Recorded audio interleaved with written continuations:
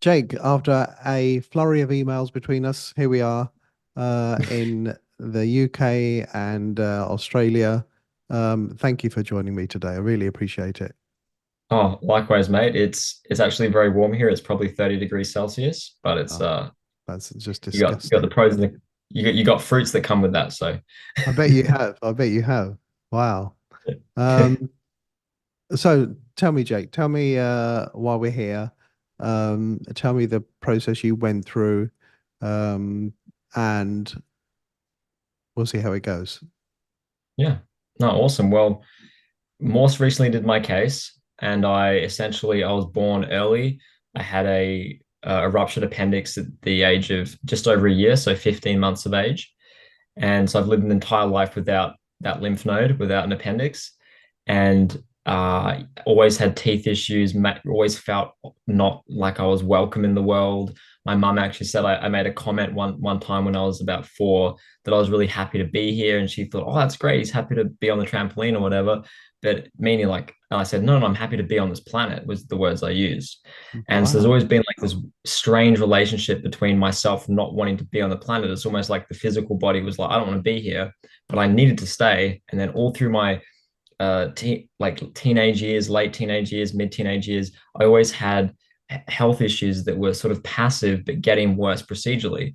And I'd always been attracted to something alternative, but uh, nothing really rang true too much. I always saw there was not like a genuine person or genuine truth behind what I was hearing. And somehow my brother found this old Dr. Morse video. I think it was called Cancer, the Raw Truth, that's since been removed from memory. And I watched that and thought, man, there's just something to this dude. There's something going on. And I'd always been a little bit more different, spent a lot of time alone playing dress ups outside. I was a Jedi or a pirate. And when Morse would talk about the alone state, I would think, I know what that's like. I know what that is. And I'm not, I no longer feel weird. I no longer feel that I'm an outcast and like trying to find groups of friends that things don't click in and amongst just living without an appendix. And then that was when I discovered Morse. I was 18, so nearly 10 years ago. And I sort of dibble dabbled, sat on the fence for a while. As you know, Morse says, when you sit on the fence a little too long, you'll get caught up in the barbed wire. and and so I changed to like a vegan diet that didn't run too well, ran into health problems pretty quickly, a lot of lymphatically stagnating things. And as I learned more from Morse's videos, I had no idea the school even existed. I had no idea that was a thing. I only really discovered the school maybe 2 years ago, not even. And I don't know, it would have been about a year and a half. And when I discovered the school, it was about a good month of contemplating, like, should I start? Should I learn? And that was the best decision I'd ever made because now I'm helping people, and I've got a pretty firm understanding of what Morse teaches, and it's so humbling to not feel like and not to feel lost anymore, and to feel like I can help people in a way that is constructive and makes helps with great change. And my mum though was really, I think, the backbone for me getting myself well. As she was a very angry child, nearly killed my brother when I was 10. Uh, a lot of anger management problems. I actually have only recently they've started to heal up with. I'd always have like frown lines because when I was a kid, I was so stressed out. My face was always squinched up and almost like I was being sucked on a lemon. And so much anger just in my being. And so, long story short, pretty much from the time I was born up until now, it's just been a process of letting go of those layers of uh, emotional stagnation, if you will, and then really just following the truth that I heard and what Robert taught, and then now here I am helping people. That's amazing. And I can't, you know what astounds me is what you said that when you were 4 years old, that you were happy to be here. Oh man, like it honestly, when I hear the words, my mum always gets teary about it because she obviously has the memory of me being a child in a coma for 7 to 8 days. The doctors and hospitals doing tests on me without her consent. I have a very high pain tolerance, almost too high, where things could happen to me and I wouldn't really be aware of them. And mum's always put that down to that they did all these tests on me when I was a baby that were horrific. And And so whenever she goes back to that part of her life, she always gets very emotional about it. And I still to this day, if I'm in a hospital, I will get sweaty hands, my heart rate will shoot through the roof. And so I remember that.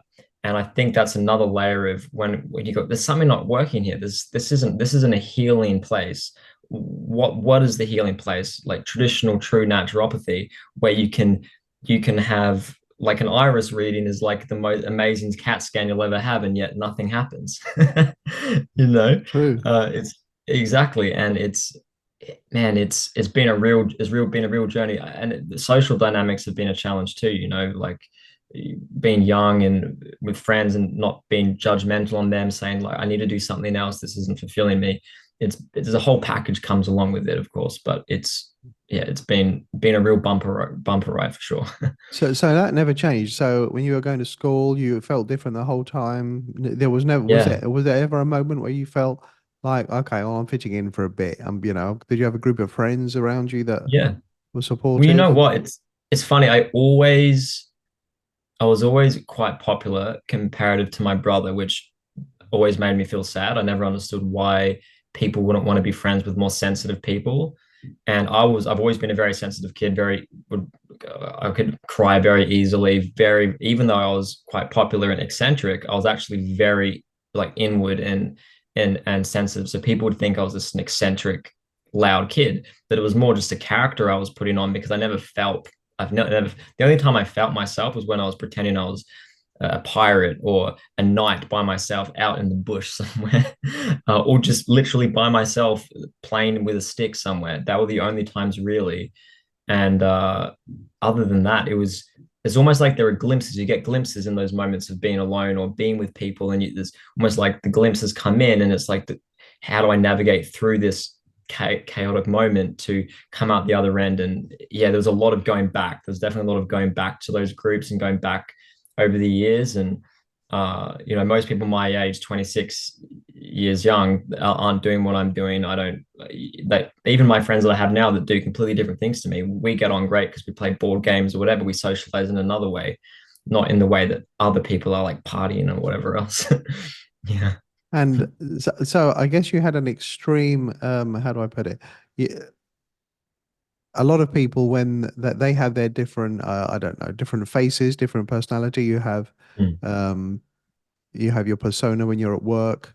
You have your persona when you go to a restaurant and you're the customer. You know the role you're playing, right? And mm, so we have mm. these different roles that we play. But for you, it sounds like it was more extreme than that. Yeah, like definitely. That's actually probably the best way to put it, Marco, that I always felt I was playing a role, even up until my mid to early mid 20s. And it was only maybe 3 years ago that I said to mum, I said, I've never felt, even to this day, I've never felt like I belong. But when I listen to people like Robert, when I listen to people, when I read books like Arnold Ehret and these things, there's something in the words and in this, it's like there's truth behind it. And I'm like, how do I do that? And that's another thing. I never had self-confidence. There was never a thing I ever had, no matter what I did. Even if I was good at it, I would never allow myself to know that I was good at it. I would think, oh, that's a bit egocentric. But it's like, no, maybe you are good at helping people. Maybe you are good at playing the guitar. Maybe you are good at doing this.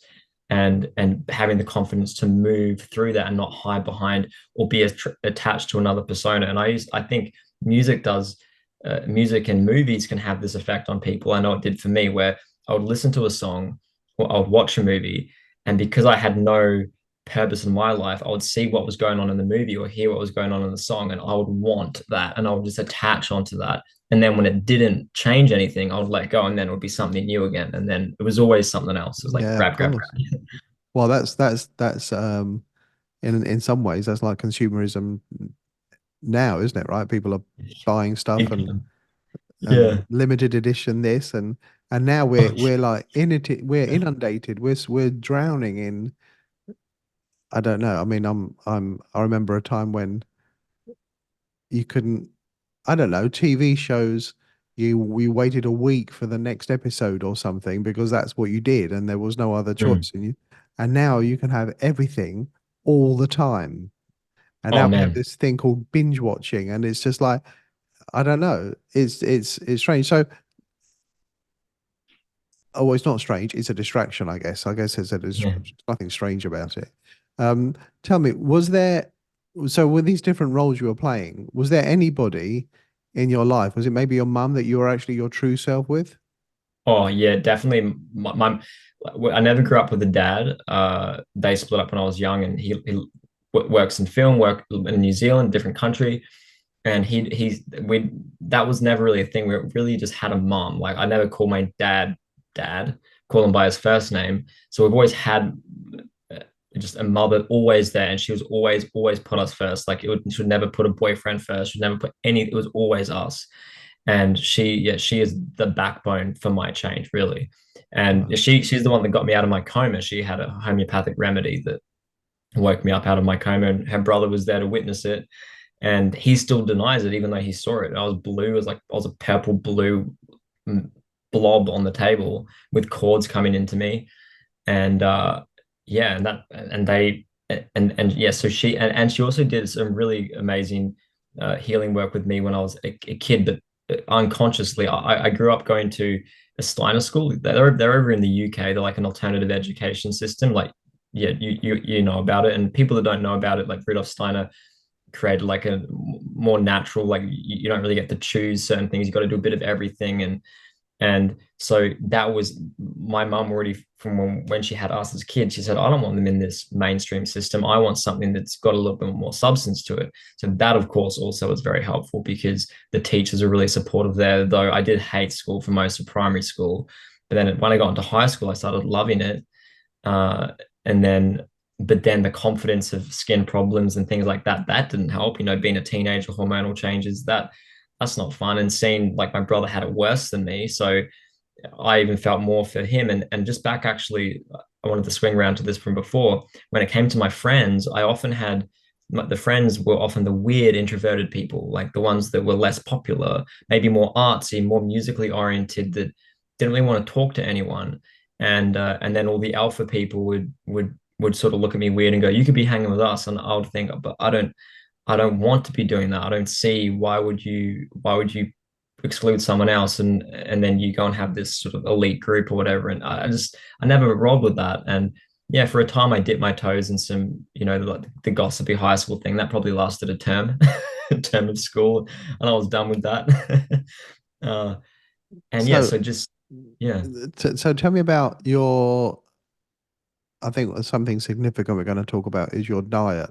So before Mm. you came across Dr. Morse, and I'd like to know how that happened, but before you came across Mhm. Dr. Morse, what were you eating? And were you ever told there was a link between food and health to the extent that, because I've seen this weird psychotic thing going on in the mainstream for a long time. On one hand, they say food has got nothing to do with health. No, Mhm. you can tell that because when you go to a hospital with what they feed you, I don't know what it's like in Australia, but here it's just like you It's don't the want to. same. Oh, right, okay. Yeah. Yeah. So on one hand, they act like there isn't a link, but then sometimes they say that there is. So you don't really understand. I don't think they understand what they're saying. But so No. what were you eating before? Before, Well, just a little add on there, Marco. It's funny when people say food's got nothing to do with your health. You go, then why don't you send your kids to McDonald's every day then? right? Like that's what some of my uncle used True. to say. So feed your kid McDonald's every day. Oh, that's not good for you. So diet is an issue, is a concern for your health. Like it has a direct effect to it. So that exactly, it just proves that they're majorly confused. Oh man, like dairy and grains, that were like my go-to. I would skip dinner. I would not want to eat. I love fruit actually. I did love fruit, but my mum was again like most people in this alternative world. It was all too much sugar, or grains are good. Eating mass variety of legumes and whole raw milk and kefirs like kefir, whatever it's called. Some people call it different things. We had goat's milk for a time, I remember, and what like carrot cakes with like organic wheat in it and these sort of things. But I still had fillings for Africa. I had always needed fillings. I had teeth rotting from the inside then, and then I had teeth rotting from the inside in my adult life. That was really like the catalyst of like, hey man, you got to change this, otherwise you're going to end up having to put all these fake teeth in, and it's not, if you can afford to do that. And so dairy was pretty much from the word go, really, yogurt. Apparently they did starve me in hospital though, so that was interesting. Always as a kid, I'd always feel like I was missing out on something, like on food. So I would always eat too much, and that's been hard to process. I'm finally through that, which is wonderful. But as a kid, it was dairy, grains, cereals, big time cereals, but all organic, of course. Like all this organic, natural. You go to the organic shop, you spend $15 on a box of cereal, thinking it's good. Meanwhile, not doing too well.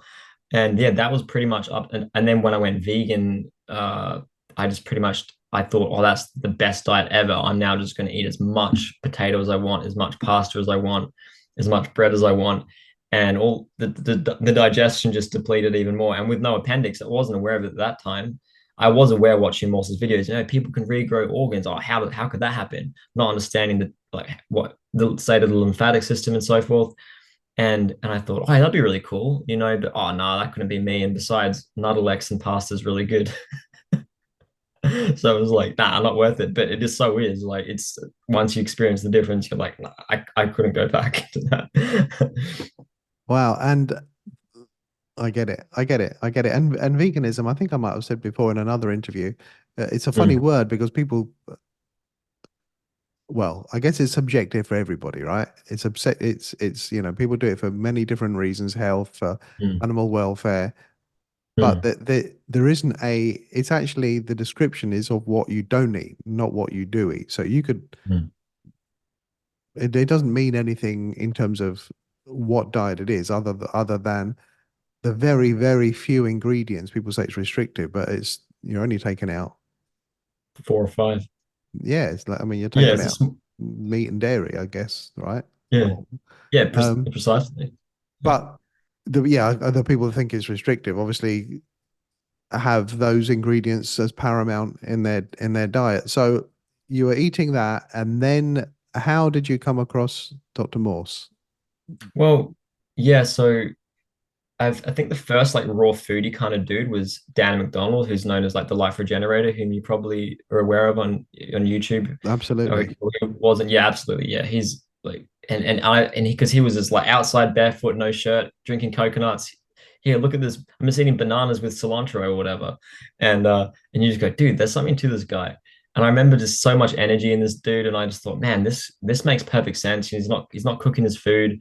And then I think Morse's video was linked to me by my brother because my brother was watching Dan McDonald's videos, and then it was a recommended, on YouTube where it says similar videos, and Right. it was just like that classic picture of Morse just sitting there at his desk with a smile on his face, with his hands animated, and it's like mid frame, and it's all like probably like 360p or 480p, like Yeah, yeah. grainy audio, and there's that part of you that's going, oh, this can't be legit, this can't be right. And then you listen to it and you go, this makes sense. Oh, that makes sense. Oh, that appeals to my common sense. Oh, of course. Oh, yeah, no other species cooks their food before they eat it. Oh, yeah, of course. And then you go, well, can it be that simple? And I think I gravitated to so much more, especially compared to my family, because I spent so much time alone as a kid. So when you step back and stop thinking so intellectually, truth can actually come in. And that's a big thing. Like just during the school, like I have 4 books of notes on level 1 because I wanted to take a ton of notes, and I go back to them all the time. And I'm so glad I did that. But often I'll pause and then just like sit with it and not try and like just focus in. And like, what does it mean by this or whatever? You get so confused because you're not seeing the forest for the trees, right? And that was like when I watched that video from Morse, and that was yeah 28, not 2018, sorry, when I was 18, which would have been 2014 or something like that. And then pretty much there was probably a pause where I would watch the videos, I would watch Dan's videos, I'd watch more of Robert's videos, and then it was sort of, yeah, I'll have some more smoothies, but I'll chuck a lot of peanut butter in it, and then generic berries or whatever. And then and understanding now when your lymphatic system's so a mess, like it's no wonder I wanted so much more fat to try and like buffer my acidic condition. And that was a huge addiction for me, was the peanut butter. But now the thought of peanut butter is ugh. And yeah, that would have been going on for a wee while, actually, I'd say. And but then I just started to see that uh that's right. I used to say to my friends, "Oh, there's this guy, Dr. Robert Morse. He's helping people with this, he's helping people with that." And they would say, "Yeah, right, yeah, right."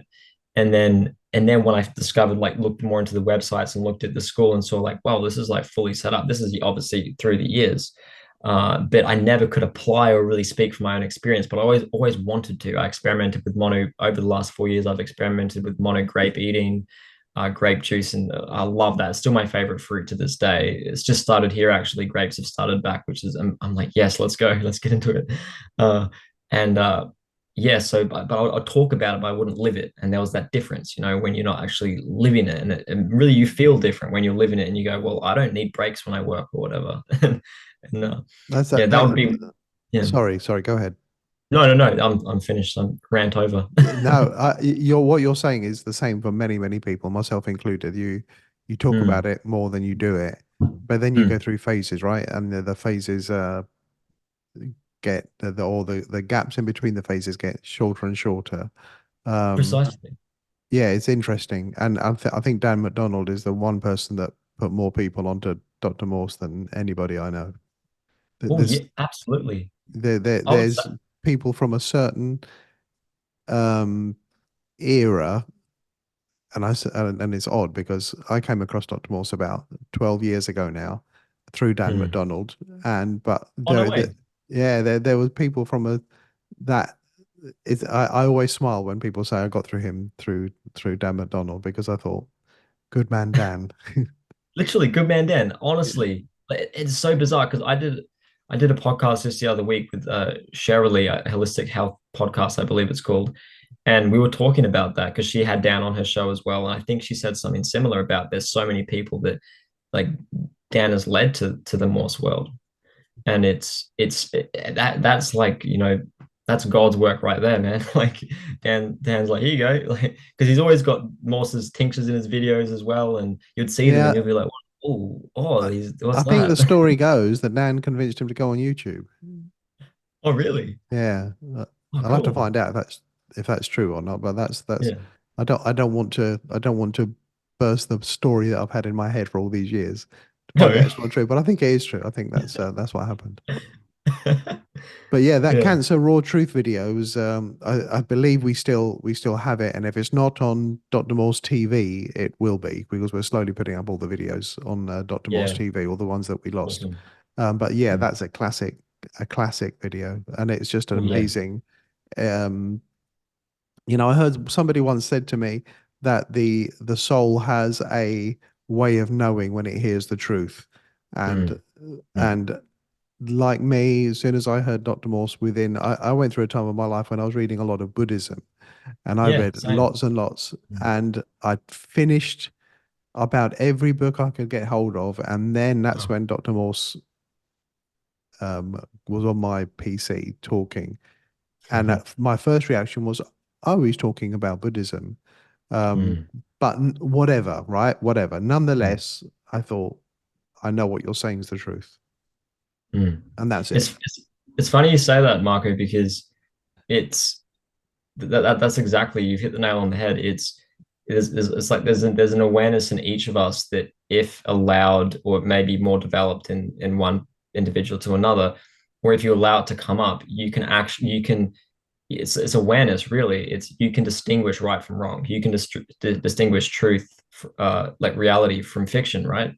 And these things, we live in a world now where proof is in terms of analytical data that's broken down in a systematic way, that's literally looking at this extremely physical, regulated, monitored thing. And there's always a piece missing from that because you're not observing what's going on.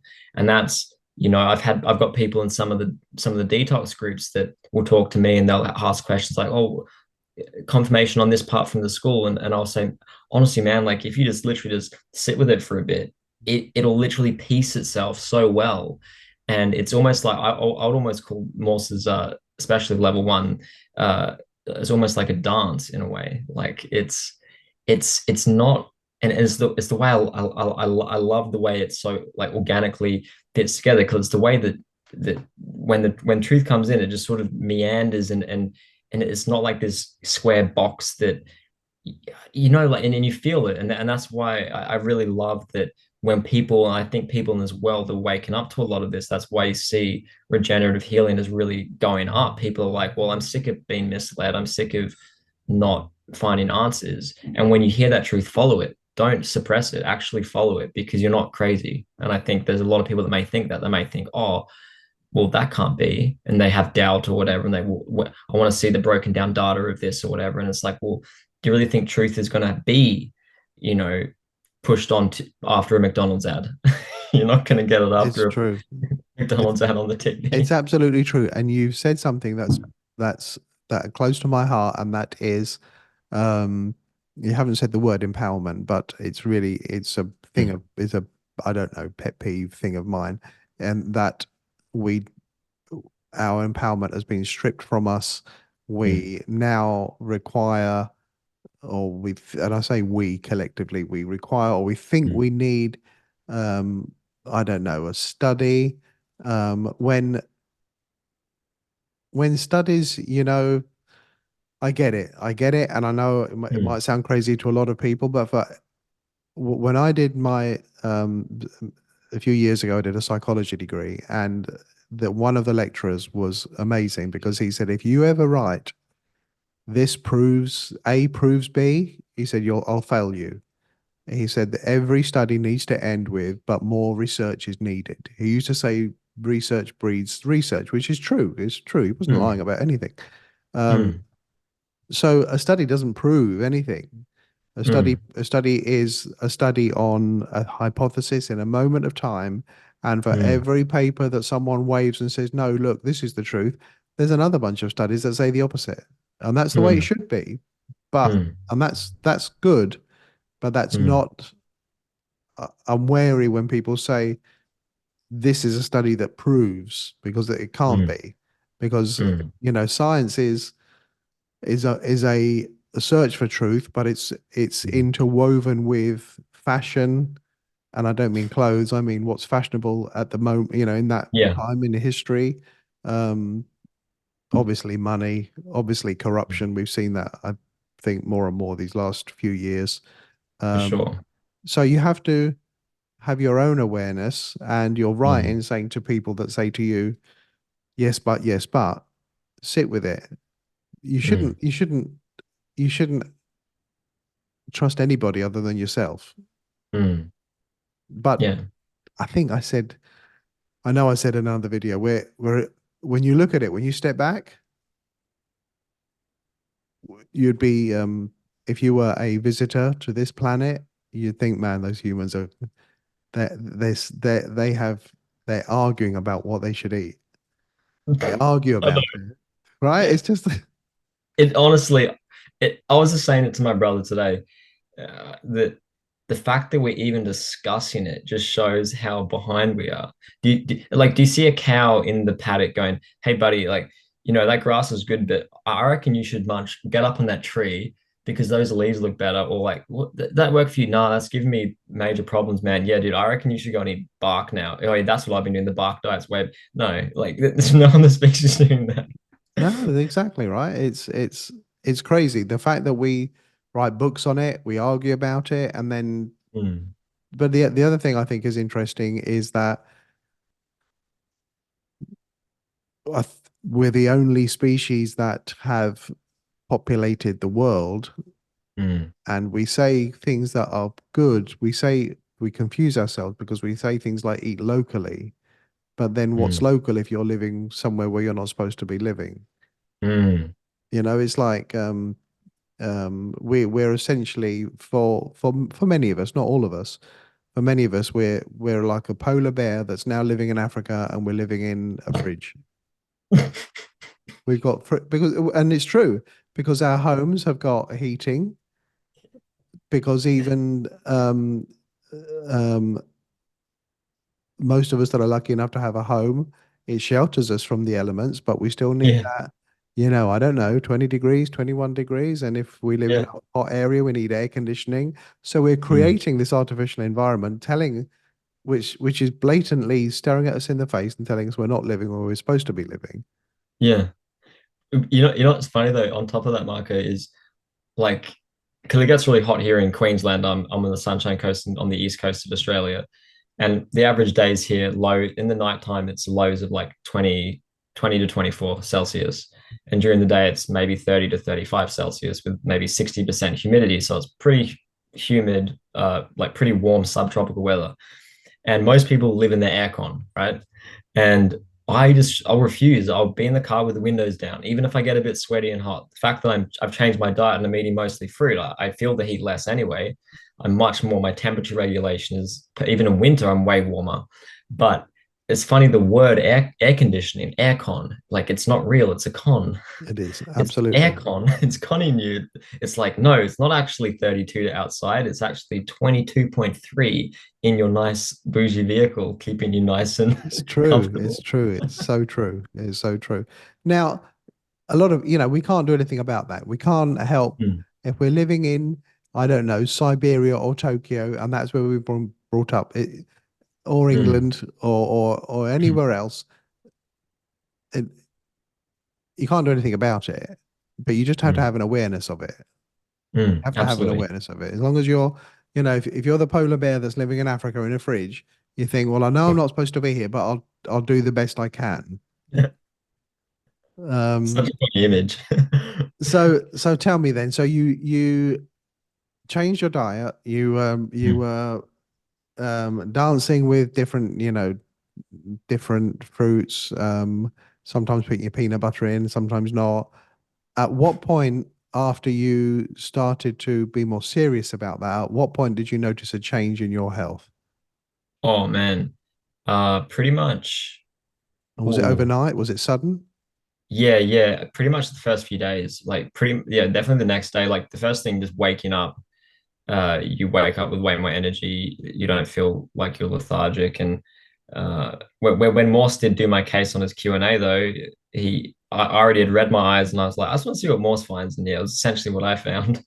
And that was that, yeah, very, very weak kidneys, still filtering, which is great. But I used to always wake up with like lower back pain, feeling really lethargic, and it would always be, especially if I was eating my beans and rice, which was like, I was in fear of like not getting enough calories. And now, if that were the case, I pretty much am on a calorie deficit 24/7, and I should have faded away to nothing by now. It's the energy that's important in the food, and so that was hard. I was always still overeating for a time. So probably when I started really eating mostly fruits, actually was probably 4 years ago. I would do stints. So we actually went to Fruit Haven Eco Village in Ecuador, which is like a raw vegan community in Oh, Ecuador, wow. and they're amazing. You can buy plots of land. They're really cool people. And I met a guy there, Kevin, who was a like he was raw foodie, but he would go through stints of eating just oranges, just mangoes, whatever, and then he would have nuts and seeds in winter or whatever sprouted. But that dude, I was like, man, this guy is like shining, man. I want to be like him. And we talked about Morse. I learned that's when I discovered Arnold Ehret and Professor Spear's work, and that was really cool. And meeting people there, and still have friends there from today. That's when I started. That was my first detox experience. That's for sure. Was it? 3 days on papayas. Oh, that was enough to kick in the detox pretty hard and get a good fever going and just draining and bowels cleaning out, which was a bit uncomfortable, and I didn't really know anything then, but they were all like, no, this is normal, this is, just ride through it. And so I started back then, but then what happened is because I was still in this mind state of, well, I've got to eat enough. I've got to make sure I'm getting enough calories. I've got to go into a chronometer and put that in. Like, I need 10 bananas in my smoothie now. And okay, I now need another cup of dates in there. And then, okay, well, maybe I'll still add some peanut butter. And then afterwards, oh, that's not enough because fruit doesn't have everything. So I'll now go and eat some black beans and rice, and then that's going to be good. So there was always like a big bulk of fruit, and they would have all of Morse's teas. Like I remember noticing when they changed the Heal or formula, I wasn't happy. The formula like slightly changed, like the ratios changed, and I was like, no, I preferred the other taste. Like, I know so what you mean. I remember. yeah, I got used to it. So I was having the teas. I got a few of the tinctures. Didn't really know how to make a formula. I completely got the wrong. I remember I got the wrong, completely wrong amounts. And but the Heal tea was there, the bulk fruit, and that was just this sort of 4 year span. But then when I really felt the real change is when I started at the school, and I just pretty much when I started studying, which was last year, over around September, I believe, is when I started. For most of the time, I was doing the studying, which I think I took a month or two to do it. For the level one, I was I was doing all fruit, mostly mono eating, and then some salads now and then. But I never really liked greens anyway, so it was most like fruit veg salads. And oh my God, just that experience alone, just to kick it off, I was like, well, I still had stints of going and eating some other things for a period of time, but that pretty much stopped pretty quickly. And unless I reached an emotional thing of discomfort that I had to move through, that would be the trigger to go back to something a little less ideal. But just that, this from no longer stuffing in food all the time, not adding peanut butter, and not worrying about calories, and just listening to this, absorbing Morse's information and absorbing that, and going, I don't need to worry about calories. I don't need to worry, and instantly felt better and became stronger as well. So it was like that. It was like that. Yeah. You Even though I had, release yeah. you release a lot of things, don't you? I remember watching a Oh yeah. video by years ago by a guy that called himself the Raw Food Runner, and I I I remember him saying, I think he was doing a talk in a library that was videoed, and he said, people ask me, where'd you get your protein? Where'd you get your protein? And he said, my answer Mm. is I don't. Brilliant. And that was true, right? I don't. Yeah. And he was Yeah. started talking about an amino acids and the rest of it. Yeah. But Yeah. you have to break through this prison that you've we've created. I mean, Mm. it's been fed to us. So we haven't created it, but we live in a prison that Mm. you hit your head against. Yeah, but what about the calories, like you said, and what about protein, and what about the does it contain enough, and what about the pyramid? Yeah, got to think about the pyramid that's been, all this stuff, and it's just a prison. When you realize that you don't need any of it, you don't need to Mm. know any of it. No. Yeah. The same way when you walk down the street and you have a pharmaceutical drugstore, like AKA a chemist, and then across the road is someone to fix your lower back pain, and then next to that is McDonald's. It's like this little like triangle. And then it's like you don't need any of that either. And that's what's so crazy is like virtually all these things are offerings that you do not need. You don't see, like, sure, humans are different and we've developed our ego differently, but you don't have these other like nature is there with all the answers, and you the same way when you're sick, we grew up that same thing. Even for a while when I would go through detox, I'd try to eat, because I think, oh, eat to get strong. And anyone that's read Johanna Brandt's book, The Grape Cure, is like, that's the surest way to kill someone. Just force feed them.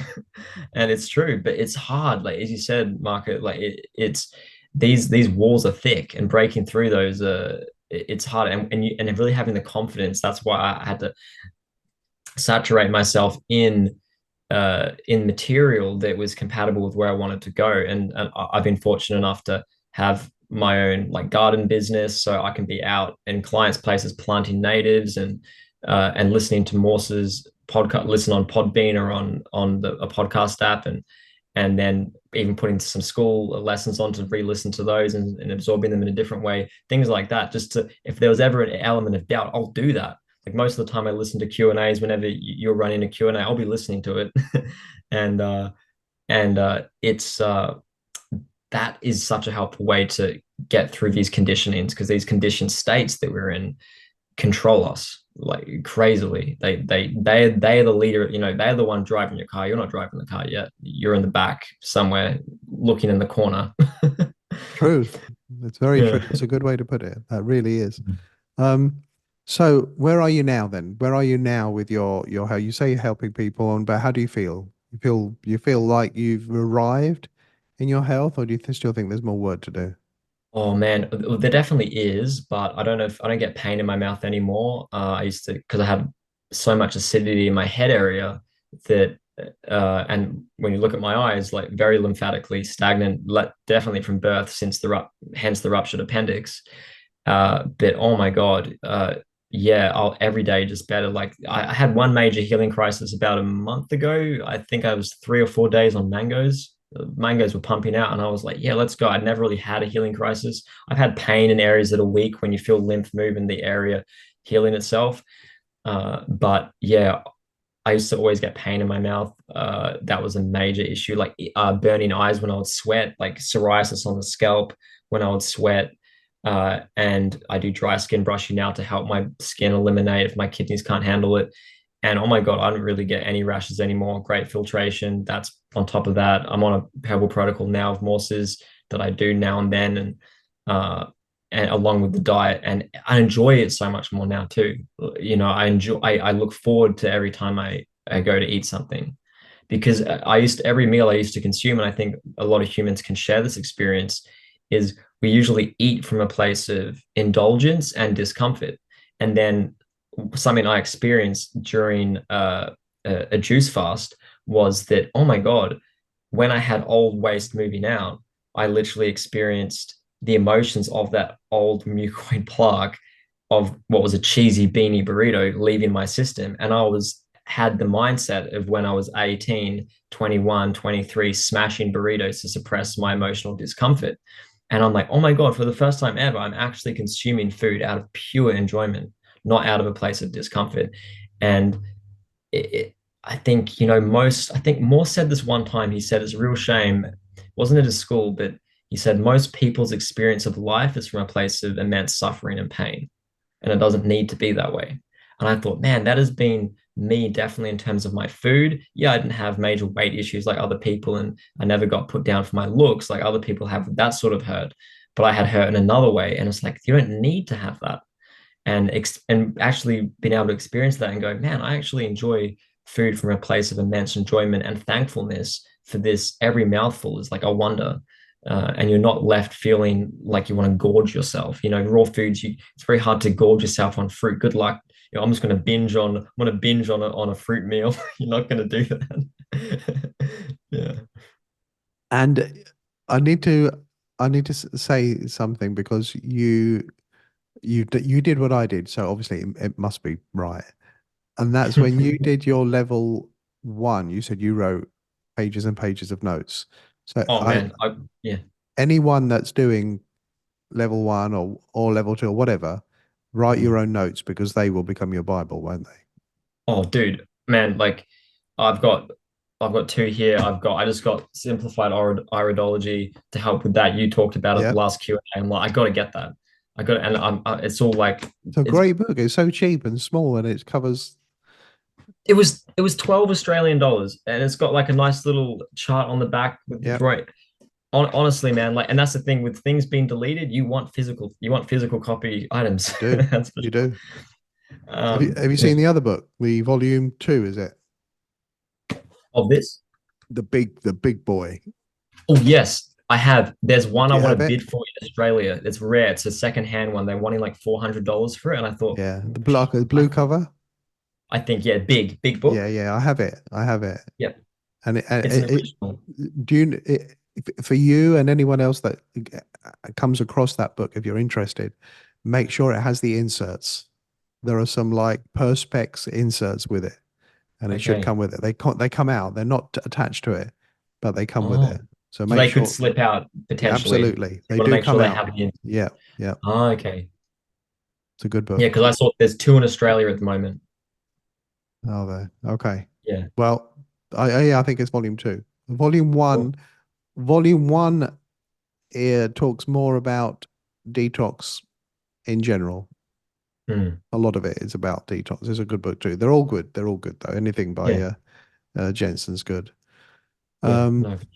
Jake, tell me about the future. Where are we going? Oh man.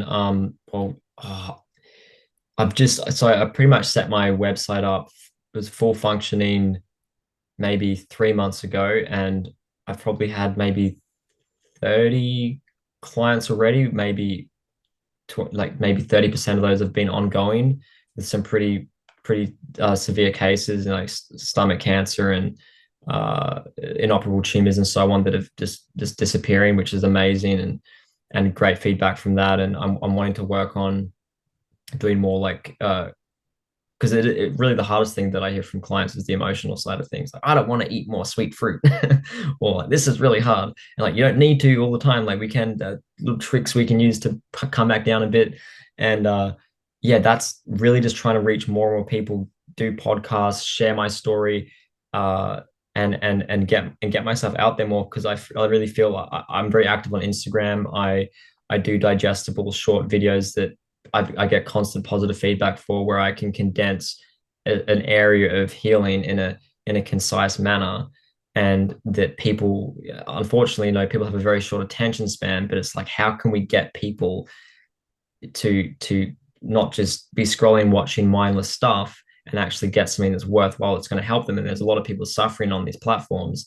And you see, like Morse is doing that now with TikTok, which is awesome because so many young people that need help there, and old people too there. And so I'm sort of navigating that. Social media is a bit trickier, using it as a tool, but it's overwhelmingly positive so far. And the future really is just to keep helping as many people as I can, and to hopefully even have uh maybe some retreats in the future around here, community. I want maybe some community things, that maybe hiring a church or hiring a hall to do a talk, things like that, help my immediate community. I think that's really important too. I think, I know Morse used to do that a lot of times, just put up talks. That's not hard in your local area, but and soon I think maybe I'll be able to get rid of my and do this full time, and not do my other work, because then I can fully, like, I'm level 2 at the moment. I want to finish that. I'm just about to buy Iridology with the discount. I'm like, yeah, I've already taught myself with the free videos, but I'm like, now there's a discount. It's the universe saying, get it now. True. So it's like, the book arrived yesterday, but the day before.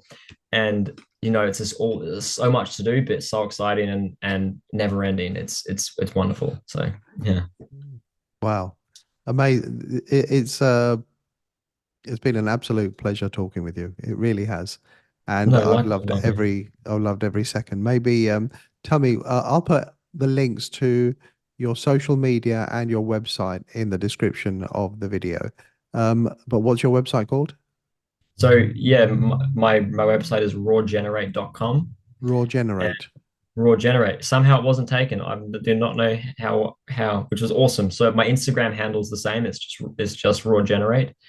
And there's a part on there about my story, like studying at Morse School. I've got an area on a section on there on why living foods, why fruits, because a lot of people, again, they think fruit. What's with that? Why that doesn't make any sense. And then my consult options, like initial consult, uh, ongoing support. And then also I encourage people as well, like with anything, like how Morse started, I'm not in this for the money. I'm here to help people. I'm helping people for free all the time, especially those that can't afford help. But if they can, then great. If they can't, also great. And I get people messaging me, "Oh, can I message you? Is it okay to message you?" And I go, "Of course." So what do you mean? Like, let's have a chat. You can call me if you want to. Help in any way I can. And Good for you. so anyone listening, like, I encourage that, because I think I get emails from people that you can tell they're in a lot of fear, and I won't hear back from them. That you can tell they, like, can I really help myself? And you can just see behind the words that they write, that I wish I could have your number and have a conversation with you, because it could make the difference between you committing to helping yourself and going down an avenue that you may regret. Yeah. Jake, come back and talk to me again. Yeah, definitely, man. I hope so. It's great. This has been awesome. Thank you. Listen, take care, and love to your brother, your mother, and love to you. Yeah, likewise, Marco. Much love. Thank you so Take much. care. You too. Bye. Bye.